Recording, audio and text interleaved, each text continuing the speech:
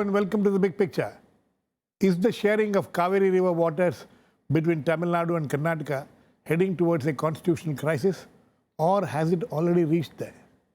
The decision of the Karnataka government to release water only for drinking purposes at present, on the face of the Supreme Court order to release 6,000 cusecs of water, has resulted in a deadlock. Today, an all-party meeting in Bangalore of Karnataka political parties has once again suggested to the government to stick to the last week's resolution of the Legislative Assembly. The Assembly resolution had directed Karnataka government only to release water for drinking water purposes in the Cauvery basin. Now, with the centre organizing the meeting between the Chief Minister of Karnataka and the representative of Tamil Nadu Chief Minister, who is ill, tomorrow, will this deadlock end?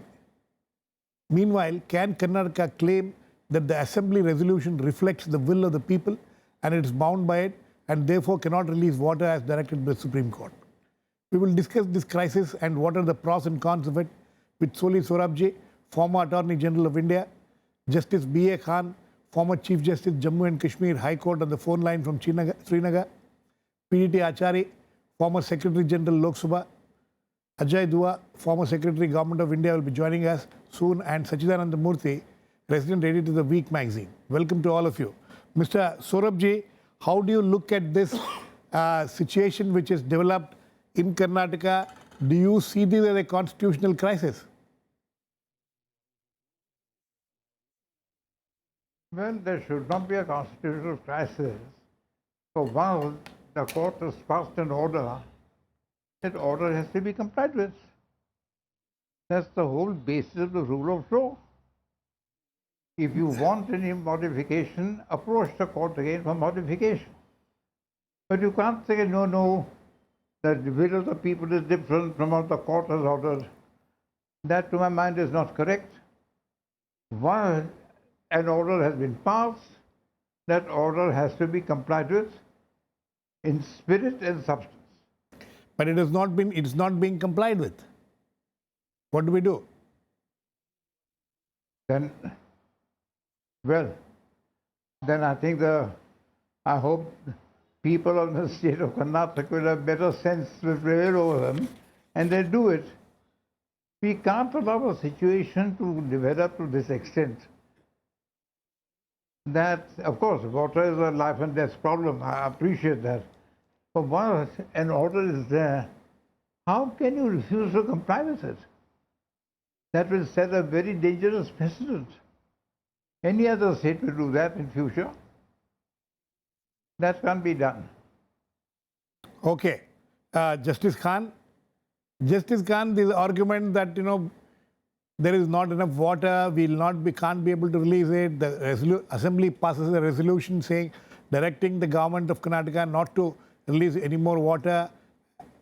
Now, how does this whole thing work? Where will all this go? Well, Girish, to me, it's a matter of a court order being implemented by the state government, which is under a constitutional obligation to do so. And this assembly resolution, may I tell you, it's not a law. Firstly, it's not a law. It's a resolution. It's an expression of an opinion by the assembly and the council.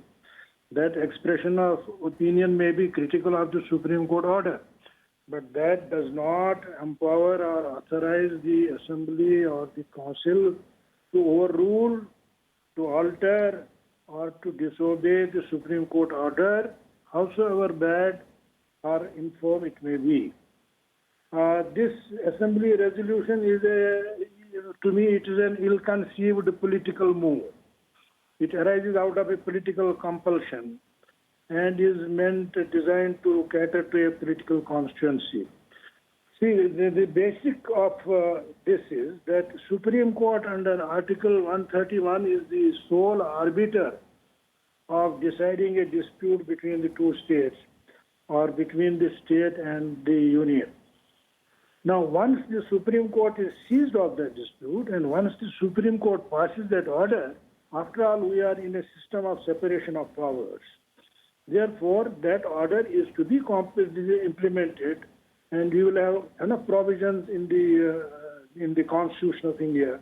For example, Article 144, which says that all authorities would act in aid of the Supreme Court order to implement that order. Yes. Similarly, you have provisions in the Constitution which empowers the Supreme Court to take the action. You are asking Mr. Soli Sorabjee, if they don't do it, then what? Exactly. Then it becomes a case of contempt of court. Now, contempt of court, the Supreme Court has the power to take a suo motu notice, or it may take action on the application of some party. And if it is useless to say that there is an impossibility of implementing this decision. After all, who is to implement the decision? The decision has to be implemented by the state government. And that state government is under a constitutional obligation to obey the order. Now, this is not a situation, for example, 6,000 cusecs of water are not available there at all. That would be an impossibility of implementing a decision. So this decision, if worse comes to worse, is not obeyed by the state government, it will give rise to a constitutional breakdown, and we'll have no option but a president's rule in the Karnataka state, and the federal government, the union government has power to deploy even the army to carry out the Supreme Court decision. That is the legal position. Okay. Mr. Achary? Mr. Ajay, this is not the first time a state government is trying to defy the Supreme Court order. I think in the Mulla Periyar case also there was a similar situation. In Karnataka itself there was a similar situation in 1991. And there was another interesting case when the Speaker of the Lok Sabha was involved, when you were the Secretary General. So, so to what extent can Supreme Court's order be defied? Or if it can be defied at all? See, a resolution passed by an assembly, unless it is a statutory resolution, as far as my understanding goes, it is not binding. What is the difference between a statutory resolution and a statutory normal resolution? Means a resolution which is provided for in the statute or in the constitution. Okay. Now, this is no such thing. I mean, this falls under a different category. This is an ordinary resolution which expresses the opinion of the House on a particular issue. So far as the binding nature of the resolution is concerned, it is not binding unless, as I said, it is a statutory resolution kind of thing. But here the question is whether the Assembly can pass a resolution which in effect defies the order of the Supreme Court. Now, certainly the Constitution directs that the order given by the Supreme Court is enforceable throughout the territory of India. So, and then all civil and judicial authorities are bound by the law declared by the Supreme Court and so on. The Constitution is very clear on these points. But then now the question is whether the Assembly has committed a contempt of court, and then whether the court can proceed against the Assembly and all that. These are all questions which may arise once you decide that there is a defiance of the Supreme Court's order. The Constitution confers a certain immunity on the legislature. That means anything said in the House, the proceedings of the House cannot be challenged in a court of law. Well, of course, the Constitution says that on the ground of procedural irregularities. It's a question of interpretation, what constitutes procedural irregularities and so on. So what I mean to say is that the legislature also has a certain immunity so far as the contempt of court is concerned. That's what I was trying to drive at. But otherwise, whether the government will can be pulled up for contempt of court. Essentially, it is the Karnataka government which has to implement this decision of the Supreme Court. Yes, naturally, it has to implement. So it has no other choice. It has no other choice. Now, as I said in the beginning, this is not a binding resolution. This is an expression of the opinion of the Assembly. Well, you can say that the government is responsible to the legislature and that sort of thing. But and the will of the people. Will of the people and all that. It's But basically a political- it has no legal. You were saying that there is no legal it's bearing not at a, all. it's not a mandatory thing. It's not binding on the government as such. Okay, Mr. Dua. I think the Karnataka legislature has guarded itself against any possible being accused of any possible contempt of the court order. You The think so? resolution does not in any does not refer at all to the Supreme Court order. Also, it does not refer to the demands of Tamil Nadu. It only refers to a proposal saying we have limited amount of water this year, and which they have given an estimate of something like in the 4 dams 27.6 about 23 years. TCFT. We need for drinking water 24.5 out of it, and they've defined an area saying the villages and towns in the Cauvery basin and the city of Bangalore. We need that much water there, hence we are unable to supply any water for any other purpose. So I think the question of contempt which you raise, probably that they have guarded themselves against. The issue is legislature may have done that, but what about the state government, which is bound to implement the Supreme Court order? And I think the state government also did a wise thing, that they made a plea to the Supreme Court before the case was listed. Yesterday, case was listed. They said, we are not in a position in view of the demand supply to implement it. Please defer it to January 2017. Hopefully by then, there may be some more higher storage in its 4 dams. So you think that they have covered themselves up I think as far as the contempt is concerned? Probably, But because as far as the implementation is concerned, that is where the responsibility remains. But remains on the state government. No, Girish, twice it has happened in Karnataka before. Mr. S.M. Krishna also Yes. did it, as well as Mr. Bangarappa. And both seem to have been, I would say, not hauled up for contempt of court the way Mr. Kalyan Singh was hauled up for not saving the Babri Masjid from demolition. The Supreme Court did pull them up, and they apologized, and water was subsequently released. I think they are buying time, and there is a political reason. After all, their election in Karnataka, and they're probably doing it for that You purpose. think that this precedence has what has given the present chief minister if the political strength to take it on? No, also I think it has given him the strength, but he's also prisoner of the president. Yes. So, because, this is the problem of Karnataka, which, I've been covering the Cauvery dispute for a long time, is that you don't plan for a crisis here. How do you do that You can't even plan for a crisis. No, you have to, your legal strategy and other things, you have to plan it. Your storage management, you have to do that. Because Karnataka goes to sleep till Tamil Nadu files a case in the Supreme Court. This is, on all the distress years, this is what has happened. And here, what has happened is, as you rightly said, in 91, and what Mr. Achary said about a, non-binding resolution and all, Karnataka had a binding law made in 90, law was made in 90. said that it has full control over its dams and water, and it cannot give it to anybody. It was called the Karnataka Cauvery Basin Irrigation Protection Act. Right. That's right. Yeah. So the Supreme Court struck it down in a presidential reference made by the central government. That's another so interesting. all that. So what happened is, this chief minister also should have planned it, because once you know that these days monsoon forecasts come very well in advance, and they are fairly accurate. So you know that monsoon is failing. How do you manage? Either you divert your stock somewhere, do it, and keep releasing it in dribbles and all that. Do that. You don't.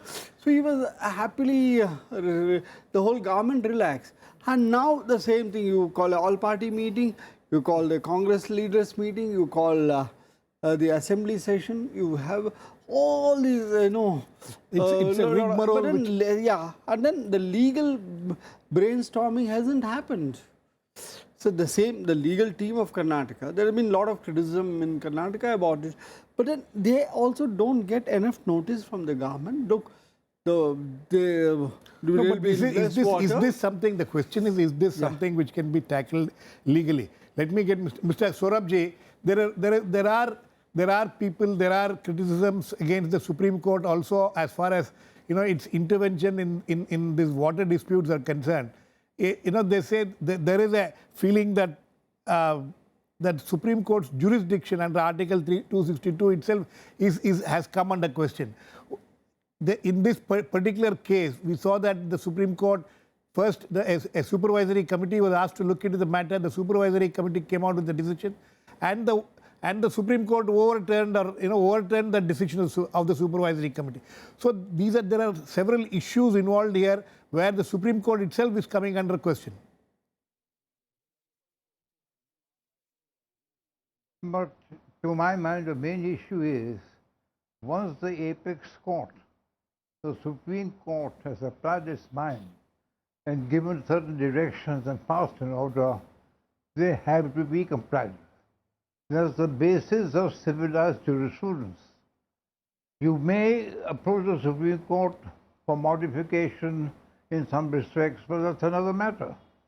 Because please appreciate, it leads to a very dangerous precedent. You can't say to obey the Supreme Court order or comply with it so long as it's okay with us. We won't do it because it doesn't suit us. Of course, the Legislative Assembly cannot be held liable for contempt. That's another matter. But here, let's not look at it from the point of view of contempt. Let's look at it from the point of view of proper harmonious relations between the states and the necessity to comply with the order of the Supreme Court. That's of paramount importance. Okay, Justice Khan, what about this? What about the argument that Supreme Court need not interfere in the river water disputes once the tribunal has taken a decision? The tribunal itself could have been asked to take notice of this, or the supervisory committee which was formed. What do you think of this? You think that the Supreme Court jurisdiction is final, is binding, and it cannot be questioned or challenged? Girish, I don't know what kind of a proceeding is just now there. Is it against the Cauvery Tribunal award? The Cauvery Tribunal award. Yeah, but if you look, if it was, for example, a writ petition under Article 131 giving original jurisdiction to the Supreme Court to decide disputes between the two states, it is unquestionable. For the sake of it, you may raise an argument, for example, under the Cauvery Water Disputes Act, which ousts the jurisdiction of the Supreme Court in certain matters. But the Supreme Court, so long as it has an original jurisdiction under 131, one can't say that Supreme Court should not dabble with or interfere in water dispute matters. After all, we are living in a system where apex court is the apex court and its orders have to be complied with. It may be a different matter. For example, the Supreme Court may pass an arbitrary order which may have no basis and which may be lacking in expertise. For example, in case of a water dispute, the two judges sitting in the Supreme Court may not know much about its intricacies. That's a different matter altogether. But for that, the remedy is what? The remedy is to bring the correct position to the notice of the Supreme Court and seek modification of the orders and obtain appropriate orders. And I don't know whether ordering 12,000 first, 6,000 first, whether it becomes somewhat cavalier or it is dictated by some kind of a requirement, or whether it is based on some expert opinion. I don't know that. One doesn't know that. But so long as the order is there, the order is to be complied with. If there is something wrong with the order, a remedy has to be sought for a modification or cancellation or revocation, whatever may be the case. That is exactly the position which is there in this. But for the sake of, Girish, you can stretch the law anywhere, anytime, or whatever length you want to. So one may say that Supreme Court has this problem and that problem. The other side may say, no, that Supreme Court has the original jurisdiction. Now, these things go on in this game of litigation. Okay. So one need not worry on that, and those are not the issues. Significant issue is that we are a federation.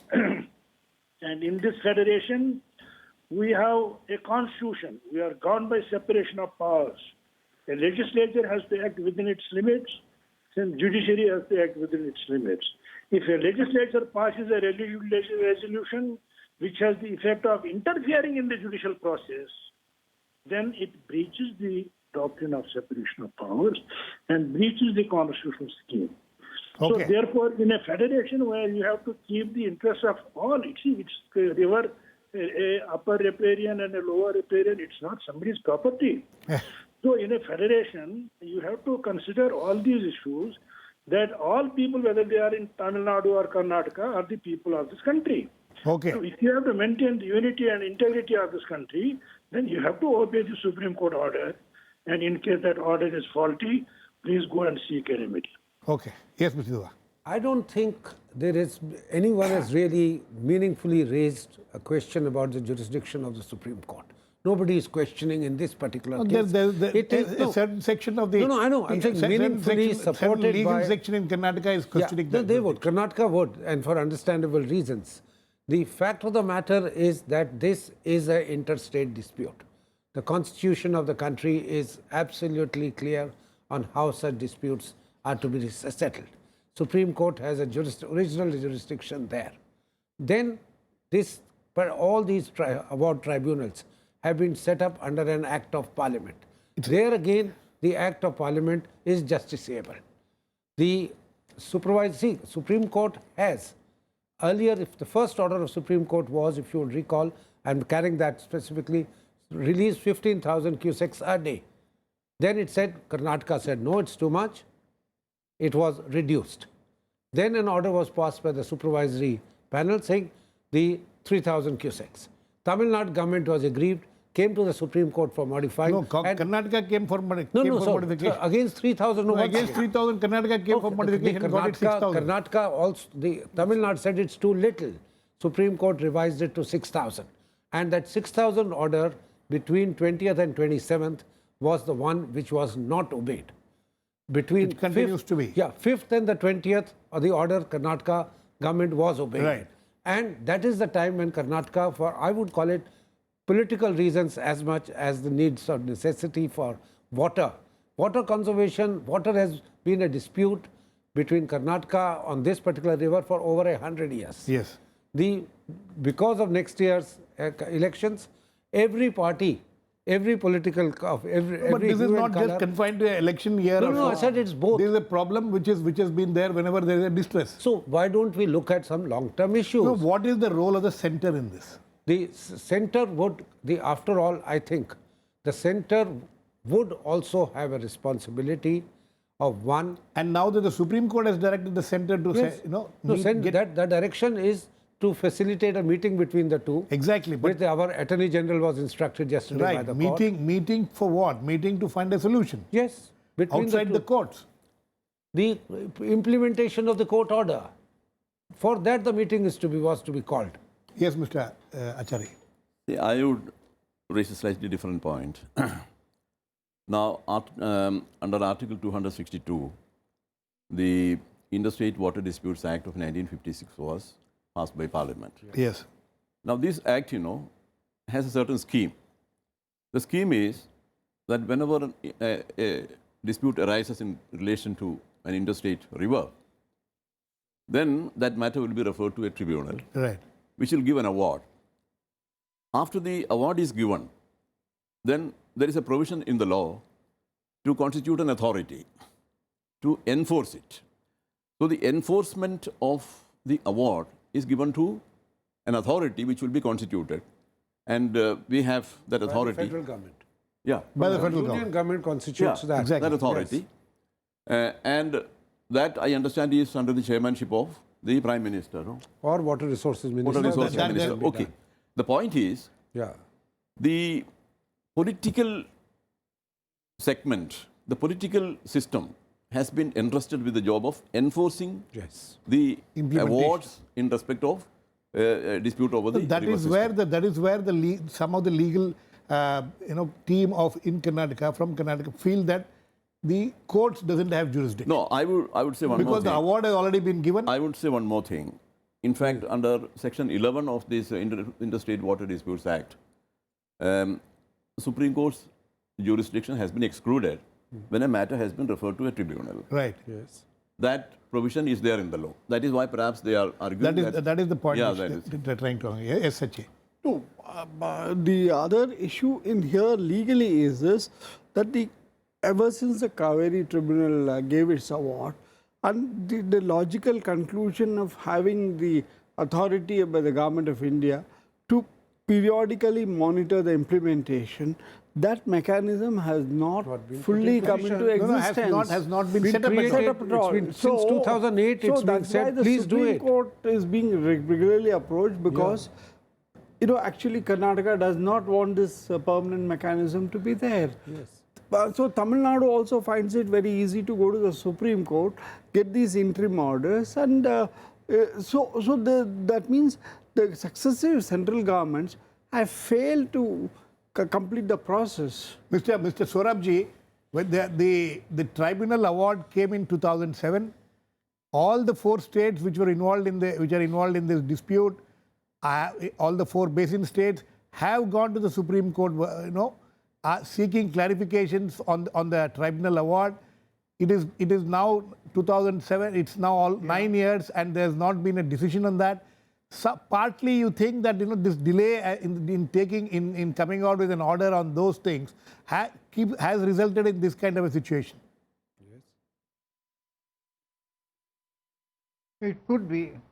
Delays do take place and delays result in the situation. But Nikam, the basic point is, once the order has been passed, after due consideration, it has to be complied with, or it may be argued that the government of a state is not being carried on in accordance with the provisions of the Constitution, and that would attack Article 356. Yes. Okay, That's sir. one point to be kept in mind. Okay, The sir. larger point, Yes. not so many. Yes. Please continue.